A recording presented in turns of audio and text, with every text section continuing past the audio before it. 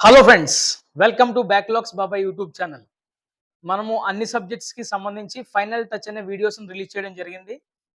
మీరు చాలామంది ఆ ఫైనల్ టచ్ వీడియోస్ చూసి చదివి ఇప్పుడు జరుగుతున్నటువంటి గ్రాండ్ టెస్ట్లు రాస్తున్నారు. చాలా వరకు మ్యాక్సిమం పేపర్ అంతా కూడా ఆ వీడియోస్ నుంచి వస్తుంది సార్ అని చెప్పేసి చాలామంది చెప్తున్నారు. కాబట్టి దయచేసి ఇంకా ఎవరైతే ఆ వీడియోస్ ఫాలో కావట్లేదో, ఎవరైతే చూడలేదో ఖచ్చితంగా ఆ వీడియోస్ని చూడండి. అందులో ఉన్నటువంటి క్వశ్చన్స్ అన్నీ కూడా మీరు చదవండి.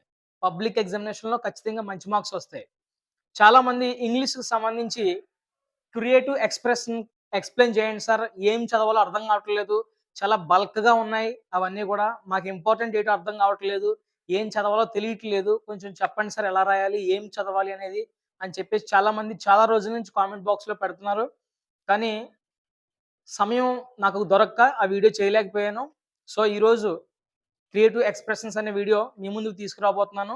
కాబట్టి ఒక్కసారి ఇప్పుడే మీరు చూస్తుండగానే లైక్ చేసేయండి మన వీడియోని. అలాగే మీ ఫ్రెండ్స్ అందరికి కూడా షేర్ చేయండి. ఓకే. డైరెక్ట్‌గా వీడియోలోకి వెళ్ళిపోతే ఇంగ్లీష్‌లో సెక్షన్ సికి సంబంధించి క్రియేటివ్ ఎక్స్‌ప్రెషన్స్. ఈ క్రియేటివ్ ఎక్స్‌ప్రెషన్స్ అనేది ఇప్పుడు ఫర్ ఎగ్జాంపుల్ గ్రామర్ అయితే మేము ఏదో విధంగా చెప్పొచ్చు. కాన్సెప్ట్ ఉంటది. కానీ క్రియేటివ్ ఎక్స్‌ప్రెషన్‌కి మీ క్రియేటివిటీని ఉపయోగించి రాయాలి. కాబట్టి ఈ క్రియేటివ్ ఎక్స్‌ప్రెషన్స్ అనేవి మొత్తం 30 మార్క్స్‌కొస్తాయి. ఇందులో నేను చేసే పని కంటే అంటే సారోళ్ళు చేసే పని కంటే మీరు చేసే పని ఎక్కువుండాలి. కాబట్టి ఏం చదవాలి అనేది నేను చెప్తాను. మీరు అవన్నీ గూడా జాగ్రత్తగా కుస్తీ పట్టి చదవండి. ఉన్న కొద్ది రోజులు కూడా ఖచ్చితంగా పబ్లిక్ ఎగ్జామినేషన్‌లో మంచి మార్క్స్ ఒస్తాయి. ఓకే. క్రియేటివ్ ఎక్స్‌ప్రెషన్స్ అనేవి 35వ ప్రశ్నతో మనకి స్టార్ట్ అవుతాయి. 35థ్ క్వెషన్‌తో స్టార్ట్ అవుతాయి. 35థ్ క్వెషన్‌లో ఏలో కన్వర్జేషన్ ఉంటది. బిలో డైరీ ఎంట్రీ ఉంటది. సో, ఈ రెండాటిలో ఏదోటి ఒకటే రాయాలి. మీరు అయితే కాన్వర్జేషన్ అయినా రాయాలి, లేదా డైరీ ఎంట్రీ అయినా రాయాలి. నన్నడిగితే హై అచీవర్స్ అయినా, స్లో లెర్నర్స్ అయినా 2 చూసుకుంటే మంచిది. మాక్సిమం మనం ఇచ్చిన లిస్ట్‌లోంచే పబ్లిక్ ఎగ్జామినేషన్‌లో రావచ్చు. హై ఛాన్సెస్ ఉన్నాయి. ఇన్ కేస్ ఏమైనా మిస్ అయిందంటే గనక డైరీ ఎంట్రీ అనేది మనం ఓన్‌గా రాసుకోవచ్చు కాబట్టి ఒక్కసారి డైరీ ఎంట్రీ వైపు కూడా మీరు లుక్ వేస్తే మంచిది. కన్వర్జేషన్‌కి సంబంధించి ఏమేమి కన్వర్జేషన్ చదవాలి అంటే గనక చూడండి నేను ఇక్కడ బాగా ఇంపార్టెంట్‌వి ఒక 5 లిస్ట్ ఇచ్చాను మీకు. ఈ 5 కూడా మీరు బాగా చదవండి. బాగా అంటే చాలా జాగ్రత్తగా మీరు అస్సలు మిస్ కాకుండా ఖచ్చితంగా ప్రాక్టీస్ చేస్తూ చదవాలి. ఫుల్ మార్క్స్ పడాలి ఇందులో. చాలా మందికి ఫుల్ మార్క్స్ పడట్లేదు ఇంగ్లీష్‌లో, లాంగ్వేజ్‌లో మార్కులు తగ్గిపోతున్నాయంటే ఇంగ్లీష్‌లో ఈ క్రియేటివ్ ఎక్స్‌ప్రెషన్స్‌లోనే తీసేస్తారు ఎక్కువ. కాబట్టి దీంట్లో మార్కులు పోకూడదంటే మీరు ప్రాక్టీస్ చేయాలి. మీరు ప్రాక్టీస్ చేస్తే ఆటోమేటిక్‌గా అక్కడికెళ్ళిన తర్వాత పెన్ ఆగకుండా వెళ్తది. మీరు ప్రాక్టీస్ చేయకుండా మీరు మైండ్‌లోనే ఊహించుకొని డైరెక్ట్‌గా అక్కడికి వెళ్ళిపోయి రాద్దాం అంటే గనక కాసేపు ఒక లైన్ రాస్తాం, మళ్ళీ ఆలోచిస్తాం, మళ్ళీ ఇంకొక లైన్ రాస్తాం, మళ్ళీ ఆలోచిస్తాం. ఈలోపు బెల్ కొట్టేస్తారు. సో, పేపర్ టైమ్ అయిపోద్ది. మొత్తం ఏం రాయకుండా వచ్చేసిన పరిస్థితి ఏర్పడతది కాబట్టి ఉన్న టైంలో మీరు ప్రాక్టీస్‌కి ఖచ్చితంగా కొంచెం టైం ఇవ్వాలి. ఓకేనా? నెక్స్ట్ కన్వర్జేషన్స్ వచ్చేసి first Valli and conductor. Valli and conductor. కన్వర్జేషన్‌లన్నీ గూడా మీ దగ్గర ఉన్నాయని నేను అనుకుంటున్నాను. ఒకవేళ ఎవరి దగ్గరైనా లేకపోతే, నేను ఈరోజు రేపటిలోగా మన వాట్సాప్ ఛానెల్ ఒకటుంది. మీ అందరికీ తెలుసు. చాలా మంది జాయిన్ అయ్యారు. ఇంకా చాలా మంది జాయిన్ కావాల్సుంది. నేను ఈ వీడియో డిస్క్రిప్షన్ కింద కామెంట్ బాక్స్‌లో లింక్‌ని పిన్ చేస్తాను. ఆ లింక్ ద్వారా మీరు వాట్సాప్ ఛానెల్‌లో జాయిన్ అవ్వండి. నేను అన్నీ గూడా వాట్సాప్ ఛానెల్‌లో ఈ ఫోటోస్ పెడతాను. మీరు ఇందులో చూసి చదువుకోండి. ఒకవేళ మీ దగ్గర లేకపోతే. మీ దగ్గర ఉంటే మాత్రం మీ దగ్గర మెటీరియల్‌లోనే చదువుకోండి. కొత్త మెటీరియల్‌లో చదవొద్దు. మీ దగ్గర లేకపోతే సంగతి నేను ఖచ్చితంగా అందులో పెడతాను. చూసి మీరు సేవ్ చేసుకొని చదవండి. Okay. First one Valli and conductor చాలా ఇంపార్టెంట్. ఈ కాన్వర్జేషన్ చదవాలి. చాలా రిపీట్ చేసాడు. రివిజన్ టెస్ట్‌లో గాని, మోడల్ పేపర్స్‌లో గాని ఎక్కువొచ్చింది. Valli and conductor. Next postmaster and postman. ఇది కూడా ఇంపార్టెంట్. వరుస క్రమంలోనే చదువుకోండి. ఇది కూడా చాలా important. Postmaster and postman చాలా important. Pilot and the officer in the control station. ఇది కూడా important. Next postmaster and his employees. Postmaster మధ్య, ఎంప్లాయీస్ మధ్య కన్వర్జేషన్ ఉంటది. మీరు చదవండి. Next Lencho and his wife. ఇద్దరి మధ్య కూడా కన్వర్జేషన్ మీరు చదవాలి. ఈ 5 కన్వర్జేషన్స్ మీరు చదివినట్లయితే ఖచ్చితంగా ఒకటొస్తది. పక్కా 95% పక్కాగా వస్తది. ఇంక ఇందులోంచి రాలేదు అంటే గనక పేపర్ చాలా టఫ్ అని అర్థం. అప్పుడు మీరు డైరీ ఎంట్రీని చూజ్ చేసుకుందురు గాని. ఓకే. అలాగని నేను చదవడం మానేయద్దు. ఖచ్చితంగా చదవండి వస్తది. ఓకే. మీరు ట్రస్ట్ చేస్తే ఖచ్చితంగా మీరు చదవగలుగుతారు. మీరు ఒకవేళ పడదేమో అనుకున్నారంటే గనుక మీరు చదివినా సరే మీకెక్కదు. కాబట్టి ఈ 5 కూడా జాగ్రత్తగా చదవండి. నెక్స్ట్ బిలో 35 ఫిఫ్త్ క్వెషన్‌లో బిలో డైరీ ఎంట్రీ ఉంటది. ఈ డైరీ ఎంట్రీ అనేవి ఏమేమి చదవాలంటే గనక థీఫ్ స్టోరీ చాలా ఇంపార్టెంట్. ఈ థీఫ్ స్టోరీ అనేది మన దగ్గర ఆల్రెడీ నేను తయారు చేశాను దీనికి సంబంధించి మ్యాటర్. అది మన బ్యాక్‌లాగ్స్ బాబాయ్ వాట్సాప్ ఛానెల్‌లో అప్‌లోడ్ చేస్తాను. దయచేసి చూడండి. Next madam rides the bus. దీనిలో డైరీ ఎంట్రీ ఒకటొస్తది. బ్లాక్ ఏరోప్లేన్ ఒకటి, మాక్స్‌వెల్ గురించి ఒకటి. ఈ 4 చాలా ఇంపార్టెంట్. జాగ్రత్తగా చదవండి. జాగ్రత్తగా ఇవన్నీ కూడా చదవాలి. ఈ డైరీ ఎంట్రీలు కూడా మీకు అక్కడ కొంచెం మీకు హింట్ ఇస్తాడు. ఆ హింట్‌ని బట్టి మీరు ఎనలైజ్ చేసుకుంటూ మీ క్రియేటివిటీని ఉపయోగించి ఎనలైజ్ చేసుకుంటూ రాయాలి. అంటే ఆ స్థానంలో నువ్వుంటే నువ్వెలా చేస్తావనేది నువ్వు ఊహించుకుంటూ రాయాలి. ఓకే. జాగ్రత్తగా కన్వర్జేషన్స్ ఇవి 5, డైరీ ఎంట్రీలు ఈ 4 అన్నీ బాగా చదువుకోండి.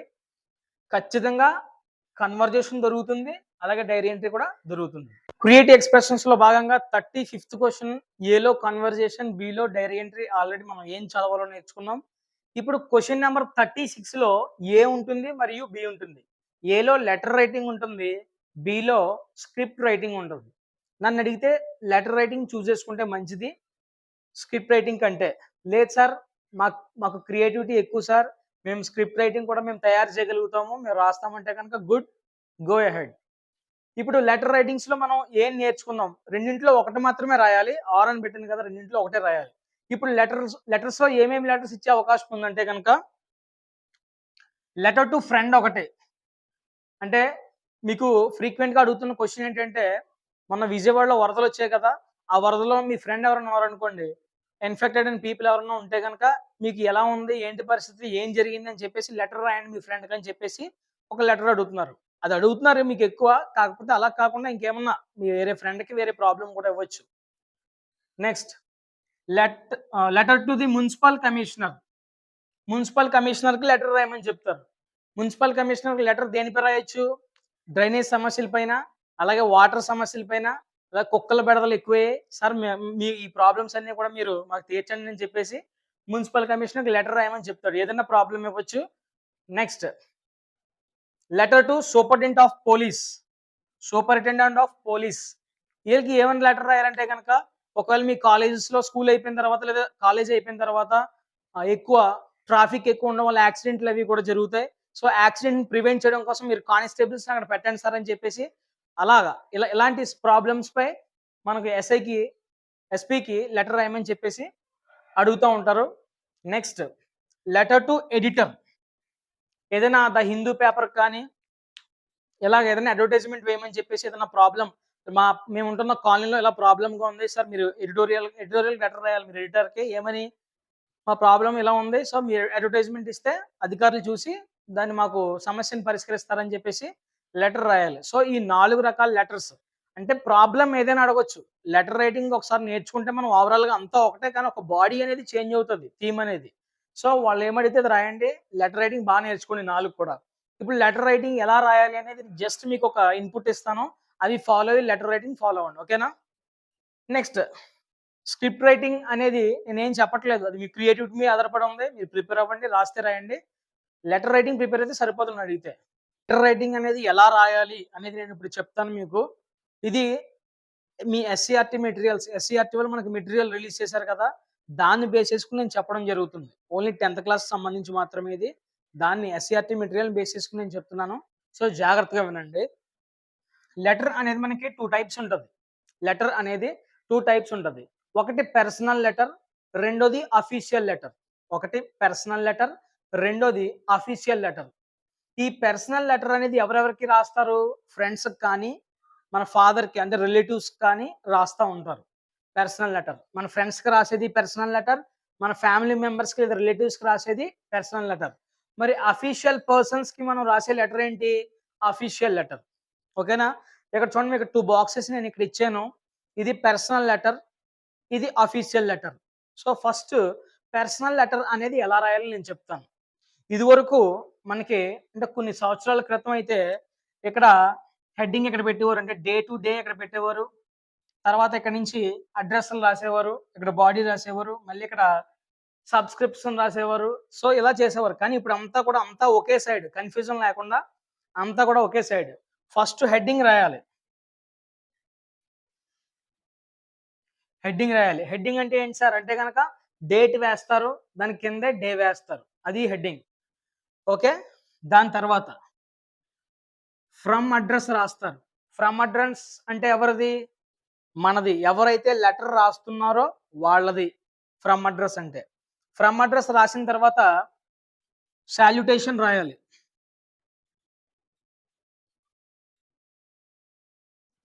సాల్యుటేషన్ రాయాలి. సాల్యుటేషన్ అంటే dear Shweta, dear Tarun, dear Ajay, dear Sagar ఇలాగా మీ ఫ్రెండ్స్ పేర్లు ఎవరైతే ఉన్నారో వాళ్ళ పేర్లు రాయాలన్నమాట. ఇక్కడ డియర్ సాగర్ లేదా డియర్ అజయ్, డియర్ సునీత ఇలాగా రాసి ఇక్కడ కామా పెట్టాలి ఖచ్చితంగా.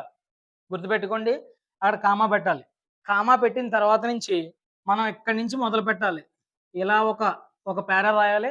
మళ్ళీ ఇంకో రెండో పేరా రాయాలి. మూడో పేరాతో మనం ఎండ్ చేసేయాలి. ఓకేనా ఫ్రెండ్స్? జాగ్రత్తగా గుర్తుపెట్టుకోండి. 3 పారాస్‌తో మనం 3 పారాస్ లెక్కలో రాయాలి. ఫస్ట్ పారా అనేది how are you? I am doing great here. How about you? I hope all are doing good. ఇలాగా అంటే బాగోగులు తెలుసుకోవడం కోసం ఒక పారా అలా మొత్తం కవర్ చేసేయండి. రెండోది అసలైన కంటెంట్ ఏంటో మొత్తం రాయండి. మూడోది కన్క్లూజన్ రాయండి. ఓవరాల్‌గా కన్క్లూజన్ రాయండి. ఓకే. అలా 3 పారాలో రాయాలి. హెడ్డింగ్ రాయాలి. ఫ్రమ్ అడ్రెస్ రాయాలి. తర్వాత సాల్యుటేషన్ రాయాలి. సాల్యుటేషన్ అంటే డియర్ ఫ్రెండ్ అంటే ఫ్రెండ్ పేరు రాయాలి. డియర్ సతీష్ అని అలాగా. నెక్స్ట్ మనం డైరెక్ట్‌గా బాడీని స్టార్ట్ చేయాలి. బాడీ అనేది ఒక 3 పారాగ్రాఫ్స్ రాయాలని చెప్పాను. ఆ పారాగ్రాఫ్స్ మొత్తం అయిపోయిన తర్వాత మనం లాస్ట్‌లో ఇదే సైడ్ లెఫ్ట్ సైడ్‌లోనే ఫ్రెండ్స్‌కి అయితే మాత్రం అంటే పర్సనల్ లెటర్‌కి అయితే మాత్రం మనం యువర్స్ లవింగ్లీ అని రాయాలి. యువర్స్ లవింగ్లీ అని చెప్పేసి కామా రాయాలి. కామా పెట్టాలి. కామా పెట్టి ఇక్కడ address to the envelope, address to the envelope అని రాసి అడ్రస్ టు ద ఎన్వలప్ అని రాసి ఇక్కడ టు అడ్రస్ అని రాయాలి లాస్ట్‌లో. ఇదే సైడ్ అన్నీ కూడా ఈ సైడ్‌లోనే రావాలి. ఓకేనా ఫ్రెండ్స్? ఇది పర్సనల్ లెటర్. మళ్ళీ చెప్తున్నాను పర్సనల్ లెటర్ వచ్చేసి హెడ్డింగ్ రాయాలి. ఫ్రమ్ అడ్రస్ రాయాలి. సాల్యుటేషన్ అంటే డియర్ ఫ్రెండ్ పేరు రాయాలి. నెక్స్ట్ బాడీ రాయాలి. బాడీ రాసిన తర్వాత సబ్స్క్రిప్షన్ యువర్స్ లవింగ్లీ రాయాలి. చాలా మంది చేస్తున్న మిస్టేక్ ఏంటంటే YOURS కదండి ఇక్కడ అపాస్ట్రేస్ పెడుతున్నారు. ఇలా రాశారంటే మాత్రం అది తప్పు. అలా రాయకూడదు. ఇక్కడ ఏం పెట్టకూడదు మనం. డైరెక్ట్‌గా YOURS అని రాయాలి అంతే. ఓకేనా? అది ఏ లెటర్ అయినప్పుడు కూడా. సో లాస్ట్‌లో యువర్స్ లవింగ్లీ అయిపోయిన తర్వాత కామా పెట్టిన తర్వాత అడ్రస్ టు ద ఎన్వలప్. మనం ఎన్వలప్ మీద ఏ అడ్రస్ రాస్తాం? టు అడ్రస్ రాస్తాం కాబట్టి ఇక్కడ ఆల్రెడీ ఫ్రమ్ అడ్రస్ యాడ్ చేసాం. సో లాస్ట్‌లో టు అడ్రస్ రాసేయాలి. టు అడ్రస్ అంటే ఎవరికి? మనం ఎవరికైతే పంపించాలనుకుంటున్నామో లెటర్‌ని వాళ్ళ అడ్రస్ మనం రాయాలి. ఓకేనా ఫ్రెండ్స్? అది ఈ పర్సనల్ లెటర్ సంబంధించి. మరి అఫీషియల్ లెటర్ ఎలా రాయాలి? అఫీషియల్ లెటర్ వచ్చేసి సేమ్ యాజ్ ఇట్ ఈస్‌గా హెడ్డింగ్‌తో ప్రారంభించాలి. Heading is nothing but the date and place. Okay. Date and place రాసిన తర్వాత నెక్స్ట్ ఫ్రమ్ అడ్రస్ రాయాలి. ఫ్రమ్ అడ్రస్ రాయాలి.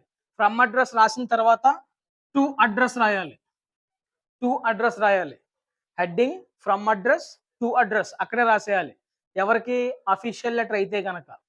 అఫీషియల్ లెటర్ మనం మున్సిపల్ ఆఫీసర్ కానీ లేదంటే సూపరింటెండెంట్ ఆఫ్ పోలీస్‌కి కానీ ఎడిటర్‌కి కానీ రాస్తాం కదా! ఆళ్ళకి ఖచ్చితంగా ఇలా స్టార్ట్ చేయాలి మీరు. హెడ్డింగ్ రాయాలి. ఫ్రమ్ అడ్రస్ రాయాలి. టు అడ్రస్ రాయాలి. తర్వాత సబ్జెక్ట్ రాయాలి. అంటే నువ్వు దేని గురించి లెటర్ రాయాలనుకుంటున్నావో ఆ సబ్జెక్ట్ జస్ట్ హెడ్డింగ్ పెడితే మంచిది. ఖచ్చితంగా పెట్టాలి. పెట్టిన తర్వాత అప్పుడు సాల్యుటేషన్ స్టార్ట్ చేయాలి. సార్ ఆర్ మేడం అని పెట్టి కామా పెట్టి మీరు బాడీని స్టార్ట్ చేయాలి ఇక్కడి నుంచి. ఇలా బాడీ రాయాలి. ఓకేనా? బాడీ అంతా రాసేసిన తర్వాత నువ్వు ఏదైతే ప్రాబ్లమ్ గురించి ఎక్స్‌ప్లెయిన్ చేయాలనుకుంటున్నావో ఆఫీసర్‌కి అవంతా ఎక్స్‌ప్లెయిన్ చేసిన తర్వాత లాస్ట్‌లో ఇక్కడ థాంకింగ్ యూ సార్, థాంకింగ్ యూ సార్ అని పెట్టి కామా పెట్టి యువర్స్ ఫెయిత్‌ఫుల్లీ అని పెట్టేసి మీ పేరు రాసేస్తారు. తర్వాత ఇంటూలు పెట్టేస్తారు. ఓకేనా ఫ్రెండ్స్? ఇది అఫీషియల్ లెటర్ వచ్చేసి. మళ్ళీ చెప్తున్నాను హెడ్డింగ్, తర్వాత ఫ్రమ్ అడ్రస్, తర్వాత టు అడ్రస్, తర్వాత subject. Subject is nothing but మనం లెటర్ దేని గురించి రాయాలనుకుంటున్నామో అది. తర్వాత సార్ ఆర్ మేడం అని చెప్పేసి మన బాడీ అంతా కూడా రాయాలి. బాడీ అంటే మన ప్రాబ్లమ్. నెక్స్ట్ లాస్ట్‌లో థాంకింగ్ యూ సార్ అని దీనికి మాత్రమే పెట్టాలి. Yours faithfully. ఓకే. ఇది మిస్టేక్ గుర్తుపెట్టుకోండి ఎలా చేయకూడదు. యువర్స్ ఫెయిత్‌ఫుల్లీ అని చెప్పేసి మనం ఆఫీషియల్ లెటర్‌లో మనం మాట్లాడతాం. అయితే ఒక చిన్న ట్రిక్ ఏంటంటే ఇందులో మీకు ఇక్కడ బాడీ ఉంది కదా! ఈ బాడీలో మీకు ఏం రాయాలో అర్థం కాలేదు. ఏం రాయాలో అర్థం కానప్పుడు మీరు as is heading, from address, to address, subject, salutation, thanking you sir, yours faithfully ఇక్కడ వరకు రాసేసిన తర్వాత మధ్యలో మీకు బాడీ ఏం రాయాలో తెలియనప్పుడు మీకు క్వెషన్‌లో ఇస్తాడు కదా! చాలా వరకు ఒక 4 ఆర్ 5 లైన్స్ ఇస్తాడు. సో, అందులో టు ది లెటర్ అని కాకుండా తర్వాత నుంచి ఏమైతే ఉందో పార్ట్, ఆ పార్ట్ అంతా కూడా మీరు ఈ బాడీలో రాసేయండి. ఎప్పుడు మీకు ఏం రాయాలో తెలియనప్పుడు. తెలిస్తే ఓకే రాసేయొచ్చు.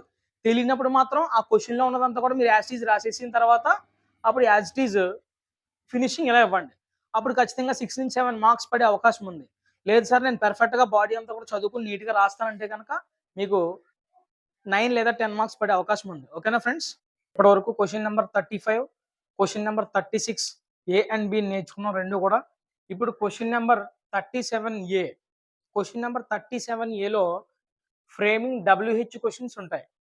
సో, ఈ ఫ్రేమింగ్ డబ్ల్యూహెచ్ క్వెషన్స్ మనకు తెలియాలంటే కొన్ని గ్రామర్ రూల్స్ తెలియాలి. టెన్సెస్ స్ట్రక్చర్స్ తెలియాలి. ఓకే. చాలామంది సార్ ఫ్రేమింగ్ డబ్ల్యూహెచ్ క్వెషన్స్ అనేవి చాలా కష్టంగా ఉన్నాయి. మాకు ఎలా క్వెషన్స్ ఫ్రేమ్ చేయాలో మాకు చెప్పండి సార్ అని చాలా రోజుల నుంచి కామెంట్ బాక్స్‌లో అడుగుతున్నారు. సో, మీకోసం ఈరోజు నేను ఆ టాపిక్ ఎక్స్‌ప్లెయిన్ చేస్తున్నాను. చాలా వరకు అర్థం చేసుకోవడానికి ప్రయత్నం చేయండి. నేను ఒక ఎగ్జాంపుల్ మాత్రమే నేను ఎక్స్‌ప్లెయిన్ చేస్తాను. మిగిలినవన్నీ కూడా మీరు చేయాలి. ఓకే. నేను ఇక్కడ ఈ స్ట్రక్చర్ ఒకటి చెప్తాను. అలాగే రూల్స్ కొన్ని ఉన్నాయి. ఈ రూల్స్ కూడా మీరు బై హార్ట్ చేయగలగాలి. బై హార్ట్ చేసి మీరు ప్రీ ఫైనల్‌లో పడింది. అలాగే రేపు జరగబోతున్నటువంటి గ్రాండ్ టెస్ట్‌లో పడింది. మోడల్ పేపర్స్ 3 ఉన్నాయి కదా! 3 ఆటిల్లో పడినటువంటి మొత్తం ఈ 5 పేపర్‌లో పడినటువంటి ఈ డబ్ల్యూహెచ్ క్వెషన్స్ ఉన్నాయి కదా! ఆ యొక్క పారాగ్రాఫ్‌ని మీరు జాగ్రత్తగా అబ్జర్వ్ చేసి వాటి నుంచి క్వెషన్‌లు ఫ్రేమ్ చేయడానికి ప్రయత్నం చేయండి. ఏమైతే ఈ 5 పేపర్‌లో పడ్డాయో అవే ప్రాక్టీస్ చేయండి. ఇంక బయటియి ఏం అవసరం లేదు. ఖచ్చితంగా ఒకటి పడే అవకాశం ఉంది. కాబట్టి ఫ్రేమింగ్ డబ్ల్యూహెచ్ క్వెషన్స్ చూడండి. మనం టాపిక్‌లోకి వెళ్ళే కంటే ముందు ఇక్కడ డబ్ల్యూహెచ్ క్వెషన్స్ కొన్ని ఇచ్చాను నేను. Who, what, where, when, why, how. So, ఇవన్నీ కూడా వీటన్నిటిని కూడా మనం డబ్ల్యూహెచ్ క్వెషన్స్ అని పిలుస్తాం. ఓకే. WH questions. ఇప్పుడు మనం క్వెషన్‌ని ఫ్రేమ్ చేసేటప్పుడు డబ్ల్యూ అంటే సూటబుల్ డబ్ల్యూహెచ్ క్వెషన్ గనక మనం ఫైండ్ ఔట్ చేయగలిగితే చాలా వరకు మనం కరెక్ట్ ఆన్సర్ పెట్టేసినట్టే. ఒక 50% మనకి క్వెషన్ ఫ్రేమ్ చేసే పని అయిపోయినట్టు. ఇంకో 50% ఏంటంటే గనక గ్రామటికల్‌గా మనం రాయాలి. అయితే ఈ రాసే క్రమంలో క్వెషన్ ఏదైతే అక్కడ ఇచ్చిన పార్ట్ సెంటెన్స్ ఏదైతే స్ట్రక్చర్‌లో ఉందో లేదా టెన్సెస్‌లో ఉందో సేమ్ అదే టెన్స్‌లో మనం క్వెషన్ ఫ్రేమ్ చేయగలగాలి. టెన్సెస్ అనేవి మార్చకుండా ఫ్రేమ్ చేయగలగాలి. ఓకేనా? జాగ్రత్తగా అబ్జర్వ్ చేయండి ఇక్కడ. హూ అనే డబ్ల్యూహెచ్ క్వెషన్ మనం ఎప్పుడు ఫ్రేమ్ చేయాలంటే గనక used to ask about people. People గురించి అడుగుతున్నప్పుడు హూ అనే డబ్ల్యూహెచ్ క్వెషన్ ఫ్రేమ్ చేయాలి. Okay. Next what used to ask about things గురించి అడిగేటప్పుడు గాని, యాక్టివిటీస్ గురించి అడిగేటప్పుడు గాని, స్పెసిఫిక్ ఇన్ఫర్మేషన్ గురించి అడిగేటప్పుడు గాని వాట్ అనే డబ్ల్యూహెచ్ క్వెషన్ మనం యూజ్ చేయాలి. Next where used to ask about place or location. Place గురించి కానీ, లొకేషన్ గురించి కానీ అడుగుతున్నప్పుడు మనము వేర్ అనే డబ్ల్యూహెచ్ క్వెషన్‌ని యూజ్ చేయాలి. Next when used to ask about time. Time గురించి అడుగుతున్నప్పుడు మనము వెన్ అనే డబ్ల్యూహెచ్ క్వెషన్ యూజ్ చేయాలి. Next why used to ask about reasons or explanations. Reasons అడుగుతున్నప్పుడు గాని, ఎక్స్‌ప్లనేషన్స్ అడుగుతున్నప్పుడు గాని మనము వై అనే డబ్ల్యూహెచ్ క్వెషన్ యూజ్ చేయాలి. తర్వాత how used to ask about the quality, manner, degree, frequency. వీటి గురించి మనం క్వెషన్ చేస్తున్నప్పుడు హౌ అనే డబ్ల్యూహెచ్ క్వెషన్ యూజ్ చేయాలి. సో, ఏ డబ్ల్యూహెచ్ క్వెషన్ యూజ్ చేయాలో చాలా జాగ్రత్తగా మీరు ఇవన్నీ కూడా బై హార్ట్ చేస్తే ఒక 50% ఆన్సర్ కంప్లీట్ అయిపోద్ది. ఇప్పుడు ఇంకో 50%కి మనం వెళ్దాం. అది చూడండి ఇక్కడ రూల్స్ ఉన్నాయి. ఇక్కడ మనకి ఒకవేళ క్వెషన్‌లో సబ్జెక్ట్ ఉండి మెయిన్ వెర్బ్ లేకుండా ఓన్లీ కేవలం హెల్పింగ్ వెర్బ్ మాత్రమే ఉందంటే గనక మనం ఈ విధంగా చేంజ్ చేయాలి. హెల్పింగ్ వెర్బ్స్ అంటే ఏంటి? మనకు తెలుసు కదా! Am, is, are, was, were, do, does, did, have, has. So ఇవన్నీ కూడా helping verbs. So main verb లేకుండా హెల్పింగ్ వెర్బ్‌తోనే సెంటెన్స్ ఉందంటే గనక అంటే సబ్జెక్ట్ ప్లస్ యామ్ ఉన్నా, ఈజ్ ఉన్నా, ఆర్ ఉన్నా, వజ్ ఉన్నా, వర్ ఉన్నా ఏమున్నా సరే మనం దాన్ని ఎలా మార్చాలి? సూటబుల్ డబుల్ హెచ్ క్వెషన్ ఏంటో మనం ఫైండ్ ఔట్ చేయాలి. ఫైండ్ ఔట్ చేసి యామ్ ఉంటే యామ్, ఈజ్ ఉంటే ఈజు, ఆర్ ఉంటే ఆరు, వజ్ ఉంటే వజ్, వర్ ఉంటే వర్ రాసిన తర్వాత ఇక్కడ ఉన్నటువంటి సబ్జెక్ట్‌ని మనం చివరిలో రాయాలి. కాంప్లిమెంట్ అంటే ఏమన్నా మిగిలిపోయిన ఎక్స్‌ట్రా ఇన్ఫర్మేషన్స్ ఏమైతే ఉన్నాయో అవన్నీ కూడా లాస్ట్‌లో యాడింగ్ చేసుకోవచ్చు. సో, ఈ డబుల్ ఈ డబుల్ అంటే హెల్పింగ్ వెర్బ్ అయిపోయిన తర్వాత వెంటనే సబ్జెక్ట్ రాయాలి. డబుల్ హెచ్ క్వెషన్‌కి అలాగే సబ్జెక్ట్‌కి మధ్యలో హెల్పింగ్ వెర్బ్ ఉండాలి. గుర్తుపెట్టుకోండి. నెక్స్ట్ ఒకవేళ subject, helping verb, main verb, object. ఇప్పుడు ఒక సెంటెన్స్‌లో ఓన్లీ హెల్పింగ్ వెర్బ్ ఉంటే ఎలా చేంజ్ చేయాలో ఫస్ట్ అది. ఇప్పుడు ఒక సెంటెన్స్‌లో హెల్పింగ్ వెర్బ్ ఉంది, మెయిన్ వెర్బ్ ఉంది. 2 ఉన్నాయి. అప్పుడు ఎలా ఫ్రేమ్ చేయాలి క్వెషన్‌ని? ఫస్ట్ డబుల్ హెచ్ క్వెషన్ రాసి హెల్పింగ్ వెర్బ్‌కి, మెయిన్ వెర్బ్‌కి మధ్యలో సబ్జెక్ట్ పెట్టాలి. హెల్పింగ్ వెర్బ్‌కి, మెయిన్ వెర్బ్‌కి మధ్యలో సబ్జెక్ట్ పెట్టాలి. గుర్తుపెట్టుకోండి. నెక్స్ట్ ఇప్పుడు హెల్పింగ్ వెర్బ్స్ ఏమి లేవు. డైరెక్ట్‌గా వి1 ఉంది. సబ్జెక్ట్ ప్లస్ వి1 ఉంది. అప్పుడు ఈ సబ్జెక్ట్‌కి, వి1కి మధ్యలో ఒక హెల్పింగ్ వెర్బ్ ఉన్నట్టు మనం ఊహించుకోవాలి, భావించాలి. ఆ హెల్పింగ్ వెర్బ్స్ ఏంటి? Do or does. Do or does. Okay. Double H question రాసి, డూ ఆర్ డస్ రాసి, అంటే హెల్పింగ్ వెర్బ్ రాసి, సబ్జెక్ట్ రాసిన తర్వాత వి1 రాయాలి. ఓకేనా ఫ్రెండ్స్? నెక్స్ట్ సబ్జెక్ట్ ప్లస్ వి2 ఉందనుకోండి. హెల్పింగ్ వెర్బ్ ఏమి లేకుండా వి2 ఉందనుకోండి. డబుల్ హెచ్ క్వెషన్ రాసిన తర్వాత డిడ్ అంటే సబ్జెక్ట్‌కి, వి2కి మధ్యలో ఒక హెల్పింగ్ వెర్బ్ ఉందని మనం గ్రహించాలి. ఆ helping verb did. Double H question did plus subject plus V1. ఓకేనా ఫ్రెండ్స్? ఈ విధంగా చేంజ్ చేయాలి. ఒకసారి నీకు ఇక్కడ ఎగ్జాంపుల్ కూడా నేను ఇవ్వడం జరిగింది. మీరు చాలా జాగ్రత్తగా అబ్జర్వ్ చేస్తే ఈ ఎగ్జామ్ ఇప్పుడు మనకి చూడండి నేను బ్లూ కలర్‌తో రాసాను కదా! ఇవన్నీ కూడా అండర్‌లైన్ చేసిన ఏరియాస్ అన్నమాట. ఇప్పుడు ఈ సెంటెన్స్‌లో మనకి ఈ అండర్‌లైన్ చేసింది మనం ఏసే క్వెషన్‌కి ఆన్సర్‌గా రావాలి. మీకు మీకు ఎగ్జామ్ పేపర్‌లో అండర్‌లైన్ చేస్తారు. నేను ఇక్కడ బ్లూ కలర్‌లో రాసాను కదా! అవన్నీ అండర్‌లైన్ చేసిన పార్ట్‌లన్నమాట. సో, మీరేసే క్వెషన్‌కి ఫస్ట్ క్వెషన్‌కి ఇది ఆన్సర్‌గా రావాలి. సెకండ్ క్వెషన్‌కి ఇది ఆన్సర్‌గా రావాలి. థర్డ్ క్వెషన్‌కి ఇది రావాలి. ఫోర్త్ క్వెషన్‌కి ఇది రావాలి. ఫిఫ్త్ క్వెషన్‌కి ఇది రావాలి. 5 2 జా 10 మార్క్స్ టోటల్. సో, ఇందులో ఎక్కువ గ్రామటికల్ మిస్టేక్స్ దొర్లే అవకాశం ఉంది. అందుకనే నేను చెప్తున్నట్టుగా pre final paper, grand test paper, 3 model paper మొత్తం 5 పేపర్‌లో ఉన్నటువంటి ఈ ఇలాంటివి డబుల్ హెచ్ క్వెషన్స్ ఉంటాయి కదా! అవన్నీ ప్రాక్టీస్ చేయండి చాలు. ఓకేనా ఫ్రెండ్స్? మీరు ప్రాక్టీస్ చేయాలి. ఈ రూల్స్ చూసేసి చేసేస్తే వచ్చేది. కొన్ని కొన్ని సార్లు మధ్యలో మనం మామూలుగా ఎగ్జాక్ట్‌గా రూల్ ప్రకారంగా రాదు.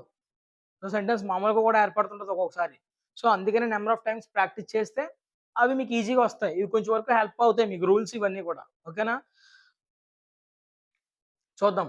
At birth the child was very fair and pretty. Child ఎలా ఉందంట? ఎలా ఉందంట? ఫెయిర్‌గా అంటే ఆమె పుట్టగానే చైల్డ్ ఎలా ఉంది? ఫెయిర్‌గా ఉంది. ప్రెట్టీగా ఉంది. ఎలా ఉంది? ఎలా అని క్వెషన్ చేయడానికి మనం ఎలా అని క్వెషన్ చేయడానికి ఇంగ్లీష్‌లో ఏ డబుల్ హెచ్ క్వెషన్ వాడాలి?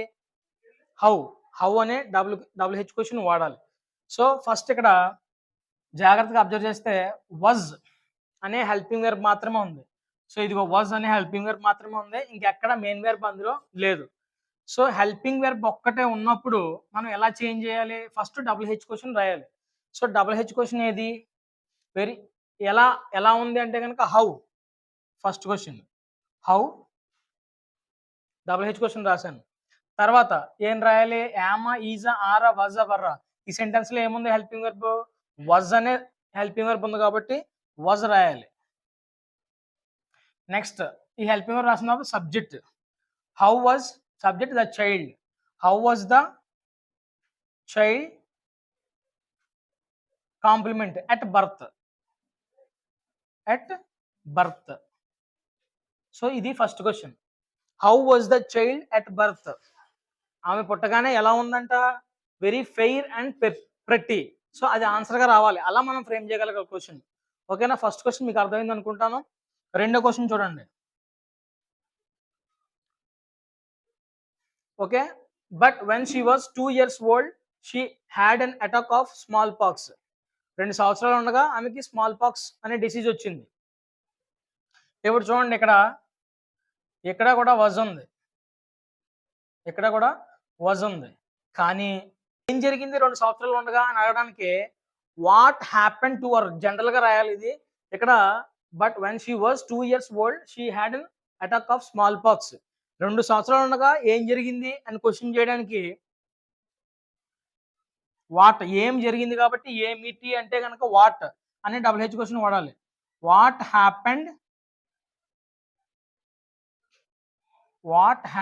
To her. ఓకే, ఇక్కడ దాకా రాసిన తర్వాత what happened to her when she was 2 years old. When she was 2 years old.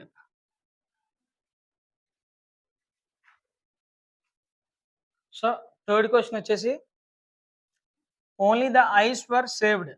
కళ్ళు ఒకటే ఆమెకి మిగిలే మొత్తం చివరికి మిగతా అంతా కూడా. But the entire body was permanently disfigured by deep black pock marks. కళ్ళు ఒకటి తప్ప మొత్తం బాడీ అంతా కూడా ఆ మచ్చలు వచ్చాయి అనమాట, నల్ల మచ్చలు వచ్చాయి అనమాట. అంటే స్మాల్ పాక్స్ లో వస్తాయి కదా, ఆ విధంగా వచ్చాయి. ఇప్పుడు మనం ఇక్కడ ఏం చేయాలి, ఏం జరిగిందంటే డిస్ఫిగర్డ్ బై, ఇప్పుడు ఏమిటి ఏం జరిగింది ఆమె అడగడానికి వాట్ వాడతాం, ఏమిటి అనే దానికి. ఓకే, నెక్స్ట్ ఇదిగో చూడండి ఒకసారి, ఇక్కడ వజ్ అనేది ఉంది. వజ్ అనేది అంటే కనుక first double H question what రాశాను, తర్వాత వాట్ వజ్ ఇదిగో యాజ్ టీజ్ రాశాను. వాట్ వజ్ సబ్జెక్ట్ రాయాలి, తర్వాత ఇదిగో subject. What was the body, what was the body, what was the body. Next complement అంటే చివరిదనమాట, ఇంకా disfigured by.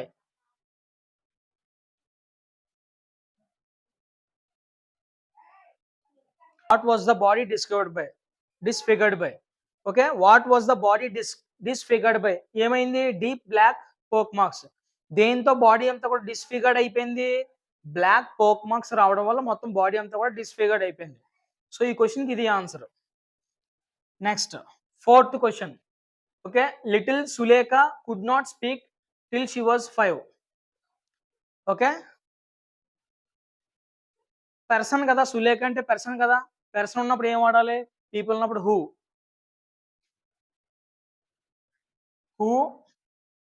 Could not speak,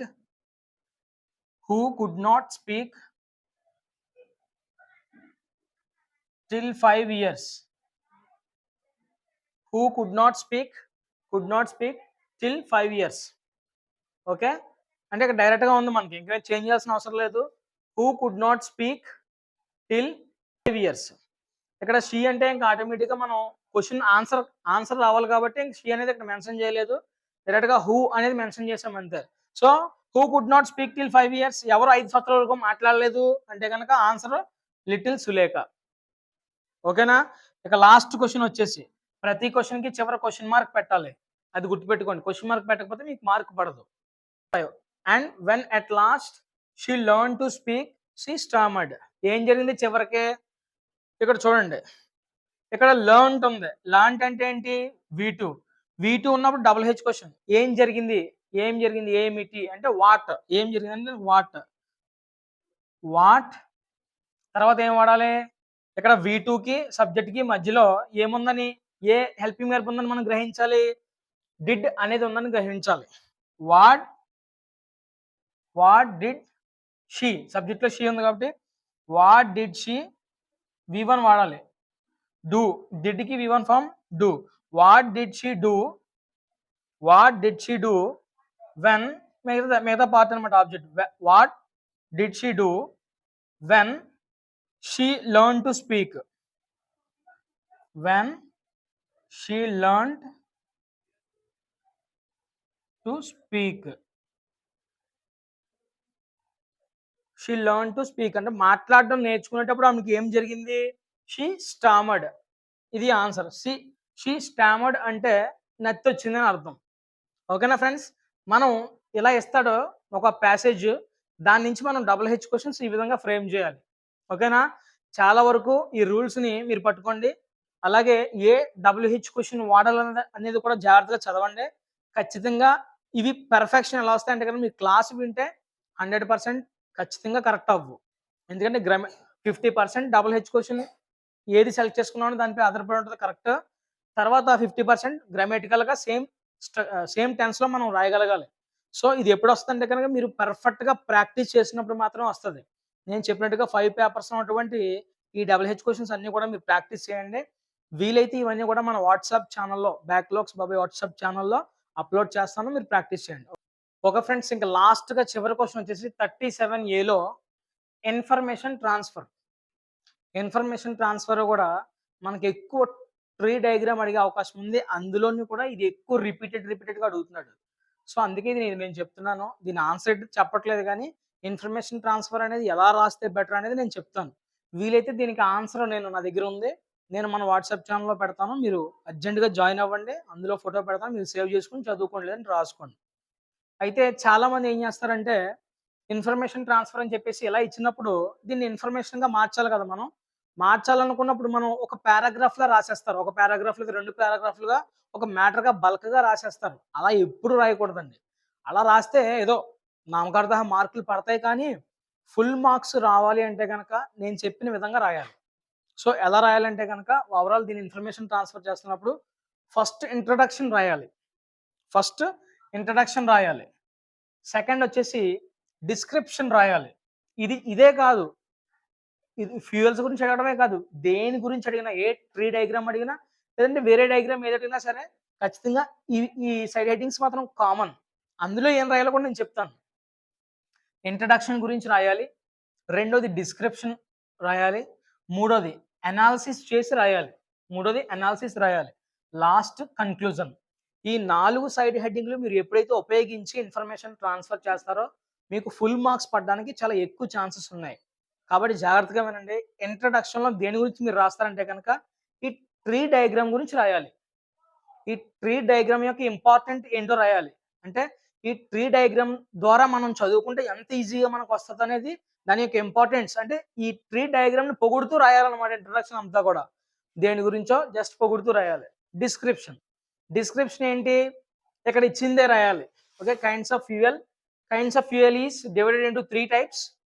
solid, liquid and gases. Solid, liquid, gases అని రాస్తావు. Solid consist of included substance such as wood, coal, coke. Liquid consist of 3 kinds, that is petrol, kerosene, diesel. Gases are of 3 kinds such as manufactured fuel gases, natural gases, petroleum gases. ఇలా మనం ఈ description రాయాలి. ఇలా ఏమి ఇచ్చాడో దాన్ని మనం డిస్క్రిప్షన్‌గా మార్చాలి. తర్వాత అనాలిసిస్ ఏంటి? అనాలిసిస్‌లో వీటికి ఫంక్షన్స్, స్పెసిఫిక్ ఫంక్షన్స్ రాయాలి.